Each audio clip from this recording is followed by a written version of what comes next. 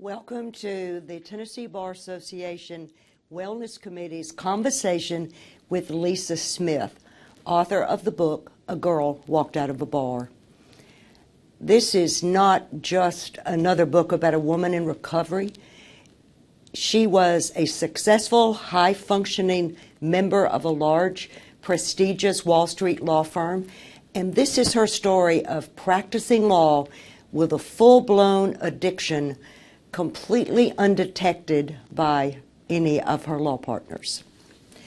It came at a very important time for the legal community. It came at a time when lawyers were just beginning to acknowledge and recognize publicly the scope of the problem of drug and alcohol addiction and mental health problems with lawyers. A joint publication of Collapse and the Betty Ford Center has put some real numbers to the anecdotal picture of the hard-drinking lawyer.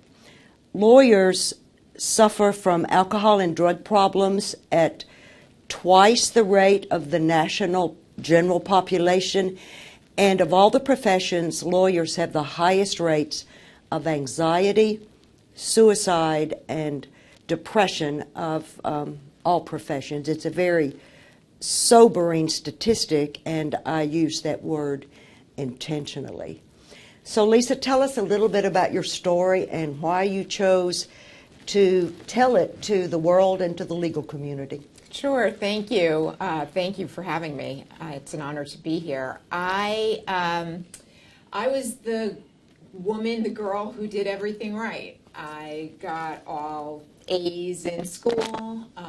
I went to a great college. I went on to go to law school where I was on the law review and an editor on the law review, and then won the big prize of becoming an associate in a large international law firm in New York City. What was going on sort of alongside all of that was, ever since I was a kid, I had always had this sort of sadness, a sort of anxiety that I could never specify and never put a name to. But I did find comfort from it first as a small child at a young age with food. Food was really the first substance I abused. I ate sugar like crazy, and it made me calm. It made me feel better. So it wasn't much of a surprise that by the time I was 12 or 13, I had found the people in high school who were up for going out drinking on the weekends, and I started young. I always say that alcoholism is not contagious, but it does run in packs. So you find your people. I found my people in high school. I found my people who drank in college and in law school. But I was never a daily drinker at that point, and it never impacted my studies, although when I drank, there were consequences. I had blackouts. I put myself in situations I would not have put myself in had I been sober. But in terms of succeeding professionally, it was not a problem. When I became a first-year associate, that was really when it was more than I could handle, and I became a nightly drinker then, under a lot of, making a lot of rationalizations to myself. And over the course of about 10 years from there, it was a downward spiral, from going from drinking a few times during the week to drinking every night, going from I'll never drink alone to finding myself getting home alone late at night and, slamming some drinks to go to sleep. It went from I never drink during the day to, okay, I drink at lunch.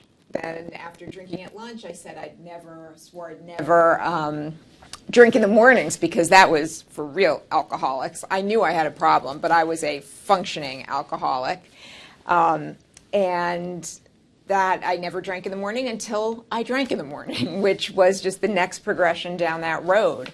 And it was in order to counter the effects of a terrible hangover so that I could go back and work the next day.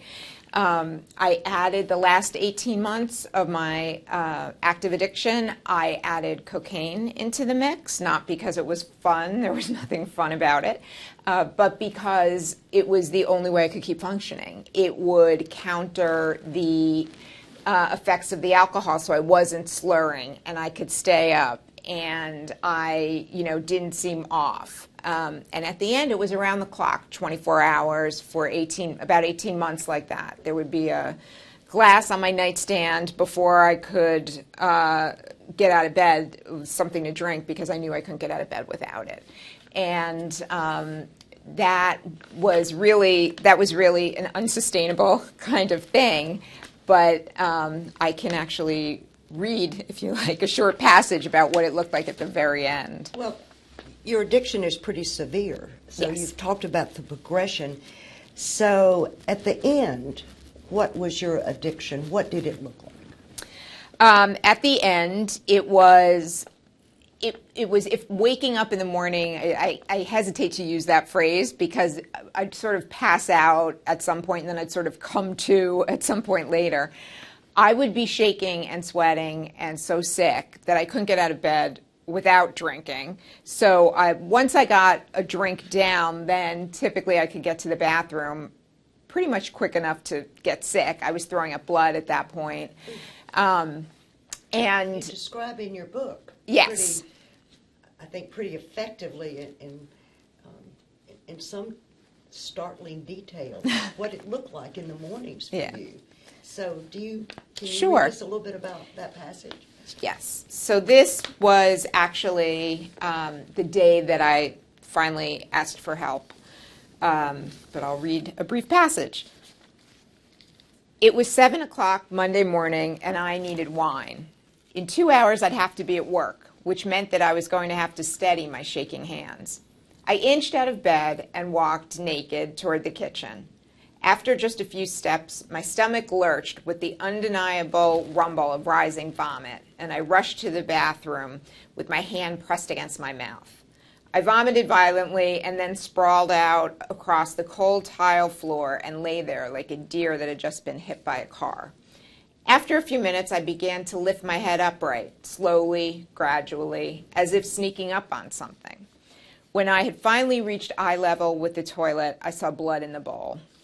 Finally steady enough, I went to the kitchen and filled a dirty glass with wine from an open bottle. Looking down the long counter at the spoon rest I'd bought in Italy, my fancy tea kettle, and the slotted spoons in the pitcher, I could almost convince myself that a normal person lived here. Maybe even the successful 38-year-old lawyer people saw when they looked at me. But for that perspective, I'd have to hold my hands up like a photographer framing a shot, so I could crop out all of the empty wine bottles, the dirty glasses, and the overflowing ashtrays. My immaculate coffee maker looked at me in judgment. This would be just another day that I ignored it in favor of the wine bottle. It was a good time for a cigarette. It was April 2004, and the sounds of rumbling trucks and honking horns on East 20th Street flooded my apartment. I lit a cigarette and took a few more slugs of wine. Then I went back into the bedroom, where I examined the small baggie of cocaine in the nightstand drawer. Thank God there was still some left. Dumping the remains on my antique dresser, I crushed it into a fine powder with the back of a spoon. Careful not to lose any as I moved it across the white streaks in the marble top, I cut a few thick lines with a razor blade. There wasn't nearly enough coke to get me through the workday. Save it for later, I thought. You're definitely going to need it. But in 4 quick snorts through a rolled-up dollar bill, the coke disappeared, leaving only a burning in my nose and a chemical-tasting drip down the back of my throat that managed to be both disgusting and delicious. My relief was countered by familiar feelings of dread about not having more, the untenable reality of an addict. Just go, move, I thought. I lumbered toward the shower. Catching a glimpse of my bloated face in the bathroom mirror, I let the bath towel drop and rested both of my hands on the bathroom sink. It was hard to hold my head up. What had I done to myself, and how was I going to get through today? After my obsessive ritual of brushing my teeth and gargling with Listerine at least 3 times before chomping Orbit gum, I began to feel more like my version of normal. steady enough to get through my workday without people seeing me violently shake or stumble, and just barely confident that no one near me would smell the wine that pulsed through my veins. I slid my laptop into its case. I had spent most of the weekend working on a business proposal for a major power company. The prospective client represented millions of dollars in new business. Nonstop drinking and dozens of lines of Coke had fueled my efforts from Friday evening through 3 o'clock Monday morning. No question that my work was better when I was high than when I was hungover. After drinking, I was a three-toed sloth. On cocaine, I was a stallion. With my bag, phone, laptop, and keys together, I looked in the mirror, checking my nose for blood and stray Coke and my teeth for smeared lipstick. Then I stepped out into the hallway and locked the door behind me. But something felt wrong, unusually wrong. Anxiety seized me. I felt sicker than usual. My head was heavier and murkier. The shakes were deeper. I could feel them in my guts and in my bones. I even seemed to hate myself more than usual. Was this it? Was this the end? Was it possible that my body could take no more and I might just drop dead right there? One of the senior citizens on my floor, headed to the diner for breakfast, would find me in the hall, dead on my back, my eyes and mouth gaping, one hand gripping my laptop and the other holding the New York Times. When the police insisted it was an overdose, the horrified old lady would whisper to my parents, "But she seemed like such a nice girl." The thought made me sicker. I'm going to die, I thought. I've killed myself. During all this, everything was going well at your law firm. No one suspected you were pulling this off. I was. I had practiced in that group for 5.5 years, and then I had an opportunity. I'd switched over into doing business development with the partners, and it was interesting because really, as an associate, I had much more contact with the partners doing business development than actually practicing. But no, I never, up till the point that I described, which was 10 years out of law school or more, I never had so much as a negative comment on a review, let alone a negative review. Or So you're not under any disciplinary, no BPR complaints, Nothing. no suspicion. So what made you decide to go into rehab? in that moment, it was that morning that I actually, when you're sort of at the bottom of that kind of cycle, there's a lot of feeling like indifference. I would wake up in the morning and sort of not care if I got through the day. Like I would have said to you that I would be just fine if I didn't wake up the next day. And in that moment when I really thought I was having a heart attack or an overdose, and I really thought this is it, something switched in my mind and said, wait, I don't want to die. And I knew I was on the path to that, given where I had been and how sick I was. So how did you tell your law firm that you were going into rehab? I did not. I did not. The first thing I did was go back into my apartment, and I called a friend who had been suspicious. He was the one who had really had, because he lived in the building, so he had seen more of what was going on than anybody. My parents and my family and my friends did not know. Everybody thought I was just a big partier. They didn't see the stuff behind closed doors. When, I'd go out to dinner with my friends, everybody would break up at the end of the night and they would all go home, and I would go home and open another bottle of wine and drink it by myself. They didn't see that. They didn't, my parents didn't see me do that when I would go out to visit them in New Jersey to spend a weekend, and they would go up to bed at 9 o'clock, and I would go down into their basement to the crawl space and pull a bottle of wine out of their collection and drink it. And then I usually took the bottle with me so that they didn't even know it had been emptied. But so I was able to keep up this facade, and it's a lot of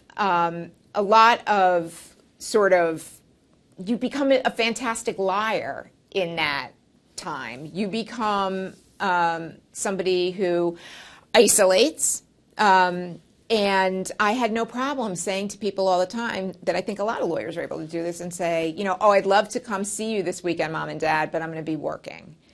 I can't go out with my friends tonight. I'm going to be working. So nobody ever questions when a lawyer says they're going to be working on the weekend, late at night, whatever it is. And the busyness of it, sort of formed that kind of layer. So you went to rehab. What excuse did you give your law partners on? I didn't. That morning after I called my doctor and found out where to go to rehab or to detox. I was only willing to go to detox. I emailed my law firm and the people I was working with, and I said, I'm really sorry. I had a medical emergency over the weekend. I'm going into the hospital. Everything's fine. I'll be great, but I'm going to be out of touch for the next 5 days, and I'll see you next week. And I knew they couldn't ask me under the privacy laws with HIPAA. They couldn't ask what was wrong with me, where I was going, any of that for 5 days. But I knew if I was out a sixth day, then they could require a doctor's note. Then we have to think about short-term disability or something else. So I was bound and determined not to be out that sixth day, and I wasn't. And it was not the right approach. So we have the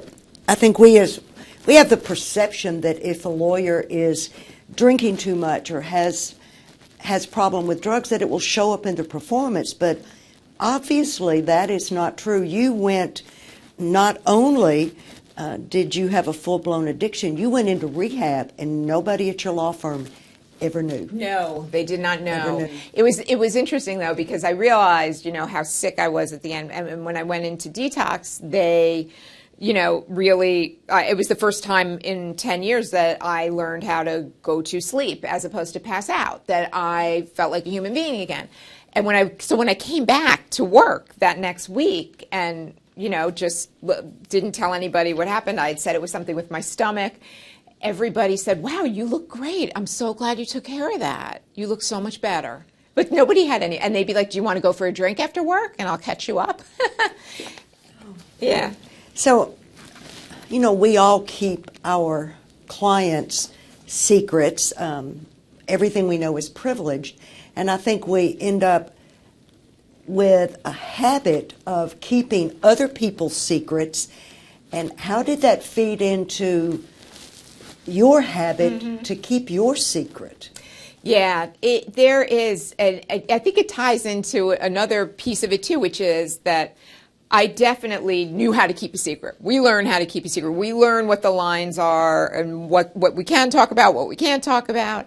And I did that, sort of self-edited my own life that way in keeping the secret.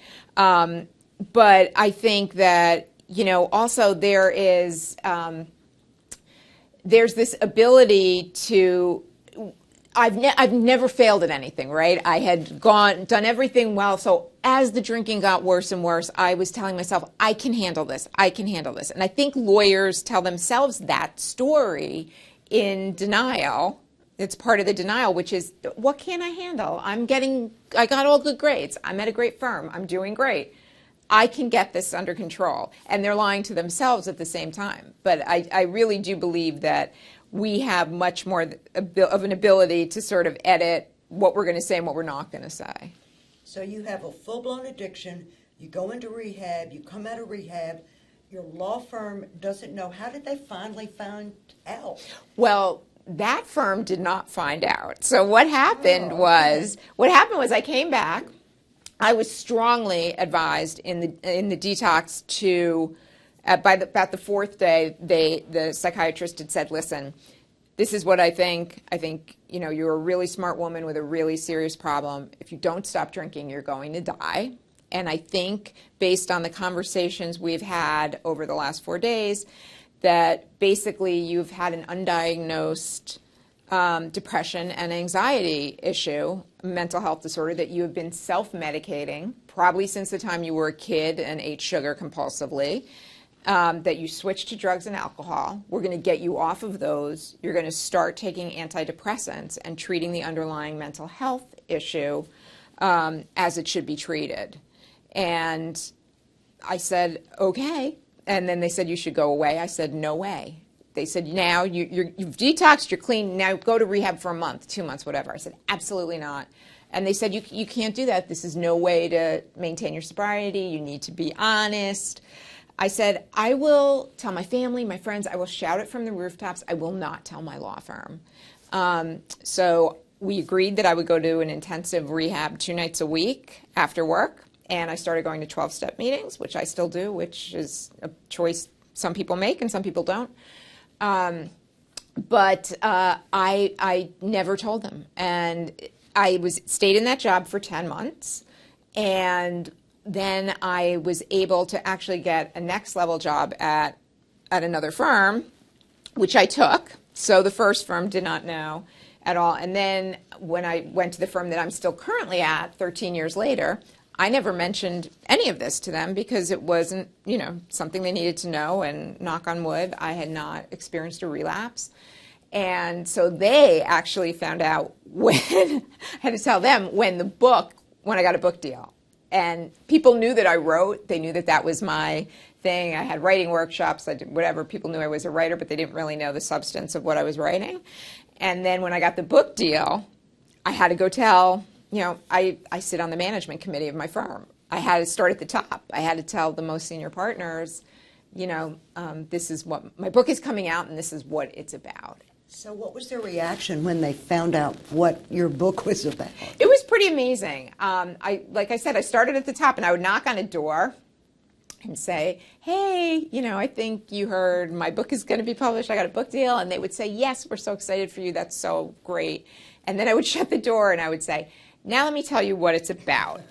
And I was sort of terrified, so I was filling the air a lot of the time. But almost, I would say, in more than 80% of the cases, I'm very confident saying that, it may even be more, I didn't even get my whole explanation out, my story out, before they would say, my brother, my law school roommate, my cousin. Everybody knew somebody, and they wanted to talk about it.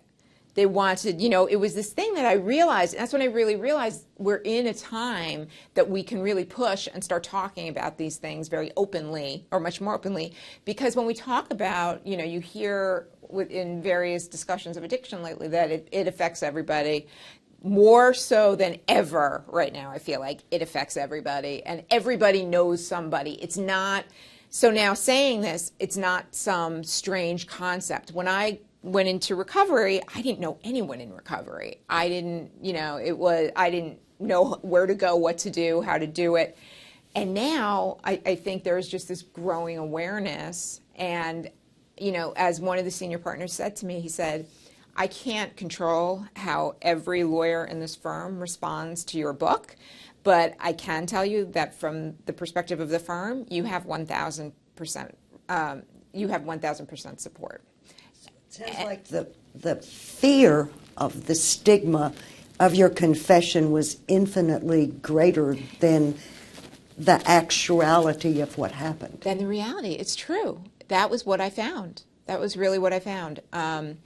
And, there was also, for me, I felt like the stigma, I remember those days over the 10 years of really bad active addiction, even before it was 24/7, just from the beginning when alcohol really, owned my brain, when I would wake up in the morning thinking about what am I going to drink today, and how alone and isolated I felt in that. And, I had known the statistics at that time, which I think said it was about 1 in 5 lawyers. Yet I felt so isolated, but I knew I couldn't be the only one. And so when I started writing, I found it really cathartic. Really as a way to explain to my family and my friends. And then when I realized I could actually make it a book, we talked a lot about, should I take a pen name? Should I make it fiction? And then I really realized that the whole point of this for me is to help the next person who's sitting there feeling alone. And in order to do that, I would have to raise my hand and say, this is me, this is what the face of high functioning, whatever you want to call it, alcohol, low bottom, alcoholism and drug addiction looks like. It is real. It is in our law firms and our law schools and our corporations. And, if we're ever going to address it effectively as a profession, we have to own it and talk about it and rip the stigma down. Is there something about practicing law that you think leads to mental health issues and addiction problems? Yeah, I think, well, it's interesting. The study that you mentioned, the ABA Hazel and Betty Ford study, was authored primarily by a fellow named Patrick Krill, who is wonderful, and he was at Hazelden at the time, also a former practicing lawyer. And they also did a study on law students, and that you could take, this was a couple years earlier, he talks about this study, it's not one he conducted, but they examined healthy, well-adjusted, you take a healthy, well-adjusted college graduate at 22, you put them into law school, and you have instantly upped their risk for a mental health issue like depression or anxiety and for substance abuse. I think the change starts in law school. I know when I went to college, when I was in college, I had friends who were biology majors. This one's a history major. I was poli-sci. We weren't competing against each other. In law school, when you go there, you know, my loss is your gain. I'm going to see a list and numerically where I rank compared to you. It is a very different sort of pool and a very different kind of pressure. And we're told at the outset, not everybody's going to get through it. And for someone like me who had, first of all, my grandfather on my mother's side died of alcoholism. So I believe there's a huge genetic component, and I check that box. And I also believe now, you know, based on what I've learned and what it's been since, is that there is also, you know, I also had this underlying, unaddressed, undiagnosed, untreated mental health disorder that I was self-medicating. And then when I mixed that with, you know, the corporate practice, that's where, like, I was just ripe for this to happen.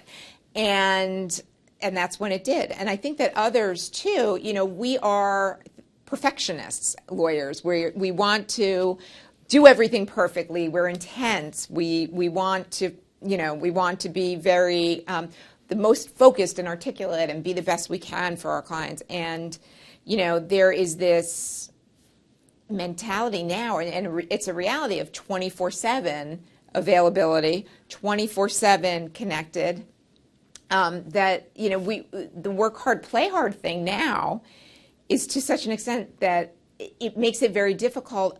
You're supposed to be always available physically and always on point mentally, yet you're not supposed to suffer any of the consequences of living a life like that. And at some point, they take their toll. Is there something about not just the practice of law, but the law firm culture that feeds into our problems? I think so. I think that, and I'm not by any means advocating for, you know, removing alcohol from the law firms, but it is an industry, a profession soaked in alcohol. I mean, I have been now both on the practicing lawyer side and on the business development side and on the, you know, executives, the deputy executive director role I'm in now for over 25 years. And I can probably count 5 events at law firms that didn't include alcohol. And this is nothing, again, my story could have happened at any law firm. It was nothing particular to the specific firms I was at. I was at great firms, and most people did just fine. But yes, everything, recruiting, mentoring, I mean, every kind of internal thing, you know, generally it's over drinks. You file a big brief, you go out for drinks to celebrate. You close a deal, there's a big closing dinner and everybody's drinking. Client events, for sure, client entertainment. And there is also this sort of pressure to be part of that club. I know that I've spoken now with law students who have had concerns because they have actually made a decision to be sober and to not drink at a much younger age. And they're concerned that they're going to miss out on the opportunities and the discussions and the bonding that lawyers have over alcohol. And, you know, I happen to think that it's going to be younger lawyers that are going to drive changes. But yeah, I mean, we do. And we go from alcohol would take me, I'd get home at 11 o'clock at night from work. I'd insist on being at the gym at 6 o'clock in the morning. So I would come home and slam 2 beers in front of my refrigerator and go to sleep. It was the fastest thing to take you from 60 to 0. Do you think that you could have gotten away with it as easily if you had been in a smaller firm setting as a large firm setting? I know it's easier to be anonymous in a large group than it is in a small group. It certainly is. And I think that, there are certain things about that you see in large firms that also carry into smaller firms that sort of hide it. I think, for instance, my office was a disaster. When I walked into it after I came out of detox, I couldn't believe what I walked into. And nobody ever said a word to me about it because if you think about it, a lot of lawyers have messy, disaster-like offices. Doesn't mean they have a problem. I kept weird hours. Lawyers keep weird hours. There was nothing unusual about that. Working from home, things like that. So what would have fallen, I think we do, I spend a lot of time going around speaking at law firms with the director of the New York City Bar's lawyer assistance program, and she says she sees primarily smaller and solo practitioners because if the wheels fall off on one person, there's not that net of somebody else to catch you. And, if somebody on a team of 3 lawyers, 4 lawyers going to court in the morning, if one of them sleeps through the appearance, there's 3 others there. Not if you're a solo and not if you're in a small firm. I think in a small firm it would be very hard to not be discovered. And I think as a solo, really, if you're not at a point where you can kind of catch yourself, which is a tough thing to do, then when it happens, it's going to happen with some very serious consequences in terms of what's happened now with the case or the matter and with your client. Just had a little technical glitch. So what would it have taken, do you think, for you to have felt safe going to someone or anyone in your law firm and saying, I have a problem, I am going into rehab? What would it have taken? What kind of process or program or? Yeah. I don't know. When I think back, 14 years ago, if somebody had said to me, you know what, Lisa, I can tell you, I smell alcohol on you. I know it's not the first time. Or, Lisa, you're just not showing up in the office anymore, and, I think there's a problem. I would have shut that person out and run away. But it would have planted some sort of seed. And I didn't have any sober references in the law firm or in the legal profession that I could go to.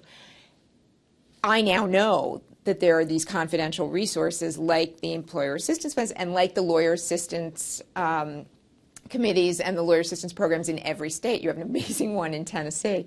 And now I think knowing that there is that truly confidential resource, which is what we were really trying to get across now, could have made a difference. That there have been enough kind of scare stories of what happens if you realize you have a problem and you don't do something, and then it's too late for you because now you're in trouble with your client, you're in trouble with the bar, you've had a DUI, you've had, if early enough on somebody had said, you might be able to catch this now, it might have helped. I mean, but I always say to people not to expect, if there's someone that they're worried about, they're not going to get the person sober.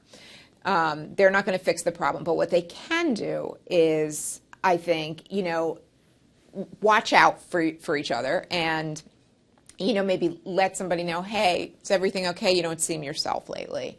Is everything okay? You seem to be coming in a little late. Let me know if you want to talk, want to have lunch. Like just somebody, if I thought somebody had noticed, it could have driven me to do something earlier just out of fear, possibly. And maybe or maybe not, it would have been my time to get sober. I was very interested in the reaction of the partner in the law firm when you ultimately went and confessed. Tell us about that situation. Sure. So Actually, when I was at the firm where I bottomed out, I worked, as I mentioned, directly with the partners. I worked on with client teams a lot. And one of the partners who I worked with most directly, I just thought the world of. She was, successful and smart and nice, and she had, the associates loved her, and she had this great team. And I was so careful around her. I was always, hyper careful, but I was really always on edge, like that she would not find out, because I would have died of shame. And, because I couldn't get myself together to do anything close to her. So and we stayed friendly after I left that firm. We saw each other from time to time, and I hadn't really talked about, she knew I was writing also, but I hadn't really talked about the guts of the book, because I knew that the firm would be in there, and I was I just hadn't dealt with that piece of it yet. And then when the book came out, but we would have lunch from time to time. And then when the book came out, she called me and she said, I read the book. We need to get together. It's dinner this time. We're not having lunch. This is a dinner. And I said, okay. And I was terrified. And I was going through in my head, what am I going to say to her? How can I, do I make amends? How do I apologize? What do I say? And when we sat down, I was like taking my breath to try and get ready and say something.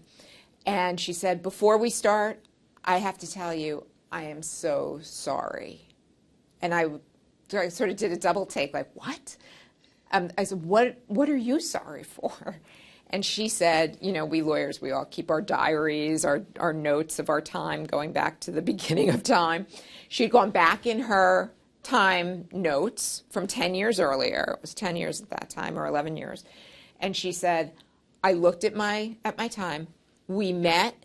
We had a meeting one week. You were out the next week, and we had lunch the following week. How did I not know? How could I not know? I was your friend. How could I not see it? And I would have helped you, and I would have wanted to help you. And, it was overwhelming. It makes me emotional now even talking about it. But she really is this very special person. And, I explained that I would have been horrified. I would have, I didn't know what to do myself. I was afraid to walk out my front door at that moment, let alone. But we started talking about it, and she became very interested in the fact that others in the law firm can be sitting right next to somebody and not know there was a problem, and not having been sort of keyed into the elements that she might have, because I stopped wearing makeup to the office. There were things like that somebody who looked at me closely might have, seen. I don't know. But she wanted to talk about, this is great to raise awareness of these lawyers that there's a problem and to get them help, but what about the rest of us? What about, as she calls it, the other 75%? Or she called it that, and we've sort of taken that. So what does the name, the other 75% represent? What does that mean? That represents the 75%. If you take the study, the 2016 study, it basically says that 1 in 4 practicing engaged, these were 13,000 licensed active practicing lawyers, 1 in 4 had a substance abuse disorder. So that's 25%. That's 25%. So the other 75% are those that don't. So what is the other 75% initiative? Well, we have started talking to, we're trying to do this in some pieces. One of the things that we've been doing, as I mentioned, I've been going to a lot of law firms, a lot of New York City law firms, with the director of the Lawyers Assistance Committee, and we tell these stories, and we talk about the story, and we have gotten a number of managing partners and other partners in the various offices, in some of the offices, interested in doing something together. What can we do? So I think as we get closer to having critical mass, we'll do some sort of meeting. But at first, what we want to do is raise awareness. So for instance, there is a There's an organization that is incredible called Shatterproof. It's at shatterproof.org. It was started by a great guy who had lost his son to a heroin overdose. And he started this organization for the families and friends of people, impacted by addiction, because we know it's a family disease. And they started last year a 5K in various cities. And they did one in New York. And so I started a team called Smash the Stigma, so that to have people get together who were both in recovery and not in recovery, who were doing that to sort of team up. And I saw there were two big New York law firms had their booths there and ready. And so the first thing we're going to shoot to do this year is get a united front of some firms and lawyers who are to come together for something to raise awareness. You've done this not just in New York, but actually you have come to Nashville and met with representatives of TLAP, Yes. the AOC, the BPR, CLE, and this is being spearheaded by Justice Bivens, which is to initiate the other 75% in Tennessee. Yeah. So you've come and spoken to us. Yes. And I think, the first thing, if we look at the report that the committee came out after the 2016 study, there was a task force formed with the ABA and several other organizations, and they came out with their report on lawyer well-being with it flows directly into this other 75%, because it is something that the first thing that is tangible that can be done is education and breaking the stigma, and that involves everybody. That involves getting everybody in a room. And, and this is what we do when we go to other law firms, too, is talk about these are the things you should be looking out for in someone else. And if it's you, here are the confidential resources, and they are confidential by law. So getting the word out about the other 75%, to the other 75%, I think has been really helpful. And, that, for example, one firm that I have worked with, when the report on lawyer well-being came out, they came out with what they call a call to action on substance abuse and mental health. They've made it ethics CLE. A lot of these firms have made it ethics CLE in order to attract people, and so that people will not feel a stigma in showing up for that, that addiction CLE. They're going to get their ethics credits. But this firm, for instance, has done a firm-wide call to action on this, and I went along with Patrick Krill, the author of that study, to it's one of the biggest firms, to all of their domestic offices, and spoke to all of them about this. And, it's really, you see where the baseline is, that people are not so aware of what are the signs of depression, what are the signs of, someone possibly struggling with a substance abuse issue. Where can they go? How do we know it's actually confidential? The two biggest barriers when we talk about the stigma that the 2016 study identified, the two biggest barriers to lawyers asking for help. So someone like me in that position 14 years ago were afraid, one, of their colleagues finding out that they would be stigmatized. We're working on smashing that, and I really think we are starting to make progress. And two, they're worried that what's supposed to be confidential will not be, that their privacy will be violated and it will not be confidential, which, again, this one can be harder just because we're lawyers and we overthink, but We don't do anything easily or simply. No, and we want to, unless I'm keeping it in my file, I'm not comfortable, it's confidential. But, by law, as you well know, by law, these committees have to be confidential. And it's only by, the other 75% is going to be activated, and I think is being activated by this constant going into the firms, talking about it, getting people involved in the overall wellness initiative, and also doing things together. We do things for the corporate challenge runs, or this walk or that walk. We need to normalize substance abuse and mental health in that in that bucket, that just like if you had a heart attack, you would go to the cardiologist. If you break your leg, you're going to go to the orthopedist. And substance abuse and mental health disorders, they are diseases of the brain, just like, cardiac disease is a disease of the heart. And I do think that we are, going to get there, and that we're getting there a bit at a time. And I really think that a lot of this, from what I'm seeing around, is driven by the fact that now the younger lawyers who are coming into firms, they've grown up with conversations going on all around them about mental health. They've seen counselors in high school, in college. They understand, they know what depression, anxiety, and things like that are. It was much more, people ask me, well, you were such a sad little kid. Why didn't your mother get you help? And I always say, it was the 1970s. Nobody did that. But now, I think if a kid had behaved the way I did, maybe, that piece, that mental health piece, I think has become much more normalized. And when we recognize that it coexists with substance abuse so frequently, because that self-medication thing slides in, and the coexistence is so rampant, that I think it provides a real opportunity for breaking down both stigmas. And so the younger lawyers also have very specific ideas about what they will and won't do coming into firms. The idea of like, well, I'm going to you need to spend your night tonight out in the bar with these partners because that's what we do here, is not flying with the younger lawyers. And a lot of people are choosing, I've seen just now from being out there as someone in recovery, and all these kind of other movements where people want to be present and mindful and all of these things on their own, that alcohol just doesn't fit in. So the old culture, I think, is going to shift only as the new lawyers are driving that.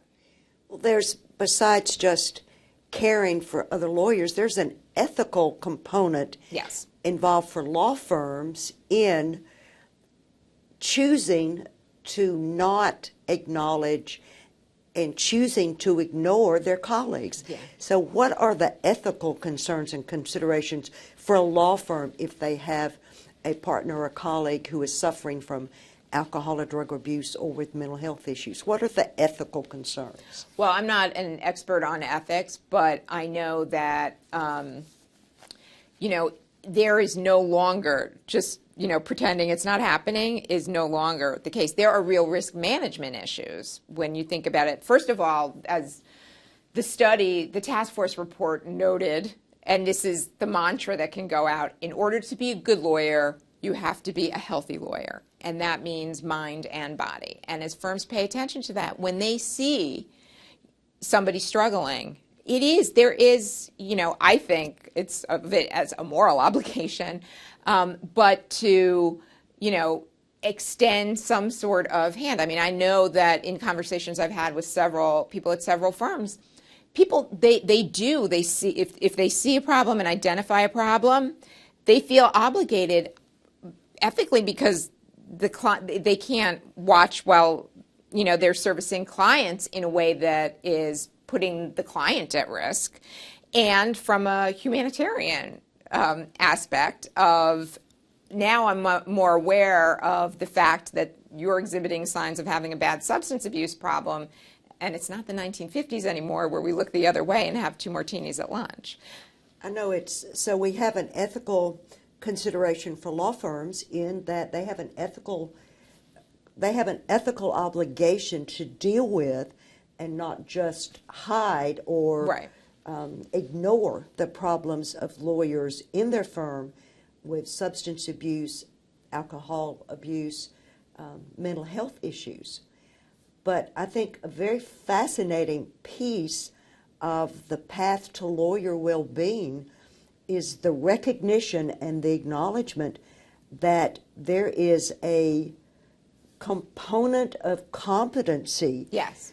that has to do with a lawyer well-being, that we have an ethical obligation not only to take care of our clients, but we have an ethical obligation to take care of ourselves. And that component, I think, is an element of competency which hopefully will make a difference in how we as lawyers practice law and as how we take care of ourselves. Yes. Have you noticed that there has been any reaction to the study of the path to lawyer well-being as you've traveled around the country with law firms? Has that made, or is it beginning to make some impression?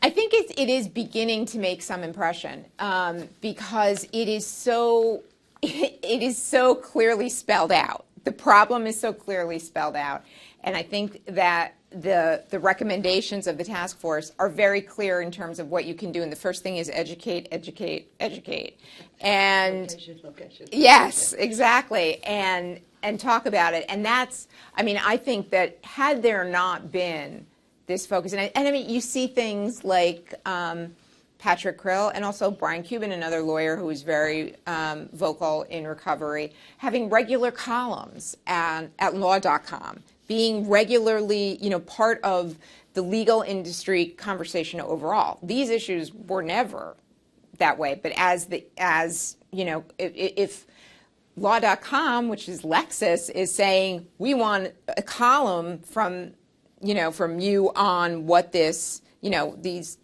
weekly column on what's going on with stress issues, stress management, ways overall to lead a healthy life, and the effect of potential substance abuse, then that is a sea change. There was just the other week, I was actually on my way to go speak somewhere, and I saw a partner from Quinn Emanuel, which is a giant firm in New York and the West Coast, and very, strong, hard-charging litigation firm. A partner wrote an article or an opinion piece or essay for the New York Law Journal that said, I'm a partner at Quinn Emanuel and I suffer from depression. And that, to see that, I almost started crying when I saw that. It was so, from a firm like that, for a partner to say, I'm going to stand out here and own it. And also, we know from certain numbers that I know I've heard Eileen in New York mention that more men are more comfortable admitting that they have a problem with alcohol than they are a problem with depression. And for this gentleman to come out and raise his hand and say that's going to make the next hand easier, that was a big piece. And he and I are connecting at the end of this week to try and work together. I think we are forming, there's this group of people who are coming together to try to do things and getting a reception. I thought by now I would stop hearing. My book has been out. It'll be 2 years in June that it's been out. I figured I was done with. I just keep hearing from more and more firms to come and speak because they want to put together either something that is a more pronounced program, like the firm that I mentioned I went from city to city for, or they at least want to start the conversation internally. So I definitely believe the time it's ripe and people are starting to get out there. We've come a long way from the Betty Ford study, which basically delineated the scope of the problem, to now the report from the Path for Lawyer Wellbeing, which talks about not just we have a problem, but talks about something that we can do about it. Yes. And it's one thing to say, we're all, but it's really comforting to know that we do have in the Path to Lawyer Wellbeing some suggestions and recommendations for what to do about it. Yes. Are there any that you have found most successful in the suggestions in the Path to Lawyer Wellbeing that have helped you? Yeah, I think for me, I have to, and I've had to learn to do this in recovery, is find a balance and find that, kind of place where I'm kind of running along at a good pace, not too fast, not too slow, and it's hard to do. It's hard to manage. But I think a lot of people have traditionally thought of, everybody talks about work-life balance, right? They've been talking about that for 20 years, work-life balance. But what does that mean, right? Because I can show you people in law firms who are the hardest working partners. They never leave the office. They're there all the time, but they're happy because they're doing what they love. And I can show you people in the law firm who you think have the dream schedule. They're only in the office 2 days a week. They're with their kids 3 days a week. They're doing whatever they're doing, and they're miserable. Everybody needs to sort of find what it is, that brings them to a place of peace in their own head and brings them to a place where they feel healthy inside and out.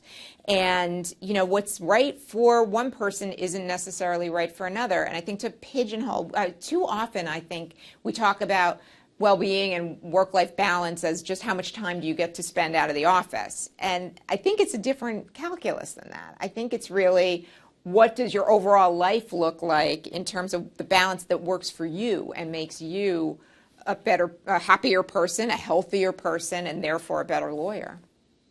So thank you for coming today and having the courage to publish your book and tell your story to the world, and also for your passion to come and talk to law firms and law groups throughout the United States to try to keep other lawyers from having to go through what you went through. Thank you. Thank you. We and I appreciate the fact that you're willing to do this. So if we could all take away one thing from this conversation today, what is the one thing that you would like every lawyer in Tennessee and in the United States to learn and take away from your experience in your book and your courage? I think I would say that we're in it together. It's a fact of the profession right now, and we don't want anyone to be alone. And whether you are in the 25% that is struggling, you're not alone. There are confidential resources. There is other help. And if you are in the other 75% that is not, you need to look out for each other, and you need to help us shatter the stigma around mental health disorders and substance abuse. Thank you, and I hope you all have enjoyed the TBA Wellness Committee conversation with Lisa Smith, author of the book, A Girl Walks Out of a Bar.